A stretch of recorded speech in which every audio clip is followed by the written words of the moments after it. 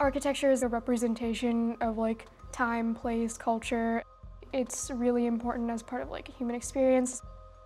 We are constantly surrounded by space. Our experience or our relationship to that space determines everything else.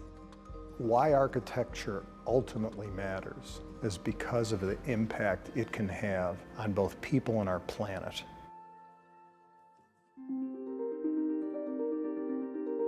Syracuse ensures the student the classic college experience. This is a really small, tight-knit community, but it's within this large university with so many other opportunities. It's one of the things that I think stood out when I graduated was that we had touched upon all the disciplines that were really needed to find my way in the profession. Studio is the program. It's a lot of creative energy all in one space, but there's a good feedback loop between the students and the professors. It's definitely a safe environment to throw out an idea and you're just constantly, drawing, sketching, making models and just producing. Sitting in my freshman studio, hearing Spanish, Hindi, Arabic, the entire university is so diverse. And to be successful, you really need to experience a studio environment that is collaborative and diverse, because that's our world, our communities that we will design in when we finish architecture school. Syracuse has been able to build a program that is sensitive to the fundamental things that you need to learn as an architect, but at the same time being able to push the boundaries and to think creatively. The faculty and the way they teach architecture in Syracuse is like you find people who can do both. They really allow us to also have opportunity to find clarity in what we want to discover. And they're incredibly dedicated to it and teaching students.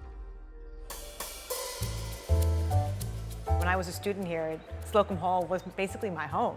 So I see the little slopes and the indentations and the stairs, and I'm nostalgic of the days when I was running up and down those steps. The nice thing about Slocombe, it has a lot of different resources. The computer lab, Laser cutters, 3D printers. Workshop. And the reading room is a really hidden gem. Supply store within the building. Also the cafe, I really like their coffee.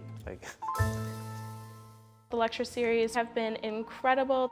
And they just bring in star architects. They just inspire you. How do I get from this point to that point?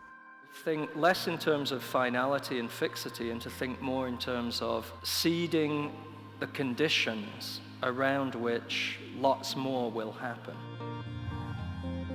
Even though you're coming to Syracuse, part of the program would be to take me out to the world and to expose me to things I've never seen before. Anytime that you're taken out of your environment, it shakes you up and you're forced to look at things more closely. To go there and to live it, it's not merely just kind of learning classical architecture. It's a cultural experience. In New York City, we had a great opportunity to take internships, and I worked with the World Trade Center and how they were building new skyscrapers, so it's a huge opportunity. Studio reviews are exactly what your profession will be. You get really comfortable presenting your projects and getting input from many different people that are even outside of the school. They have the visiting critic studio, and so we're exposed to professionals that are on the outside working and not necessarily embedded within academia. The education you receive as an architect puts you in a position to help solve global problems in a way no other discipline can. What I learned there was that critical thinking, looking at things from every angle, being comfortable with taking an idea and ripping it apart and rebuilding it one step better. Before you come to the School of Architecture, the idea of architecture is rooted in creating these physical objects. But architecture makes you think about everything. It's not just about designing buildings. It's a way of looking at life.